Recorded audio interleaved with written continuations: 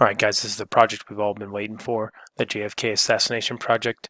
This project you really get to explore how you think JFK got assassinated and who did it. It's a really fun project, so let's get into it. First of all, I'm going to put you in groups of 2 to 3, depends on the class size, and you're going to be in that group.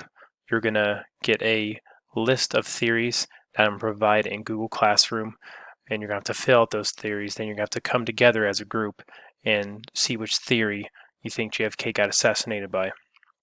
On your own, you're going to write a one-page paper with 2 primary resources um, explaining why you like that theory. Next, you're going to make your presentation with Google Slides, PowerPoint, and you're going to present it with Screencast-O-Matic. Okay. You guys got to stay on task because this is a bigger project. Okay.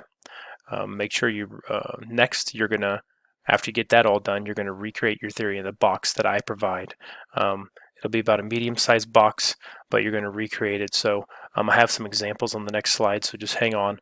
But you're gonna recreate it. You have to put the buildings. You have to put JFK in his car. It'll be pretty fun. After you're done with your box, which does take 2 to 3 days, you're going to present that information to the class. It's going to be pre-recorded, and you're going to present your box. And finally, we're going to reflect on your experience and just have fun with the project, okay? Here are some examples. Here's some examples. Of course, we got the Lego guys here. Pretty good detail here. This is a huge one, and here's another good details here. I don't expect something this good right here, but you guys are juniors, so I do expect junior work. I want the whole box covered.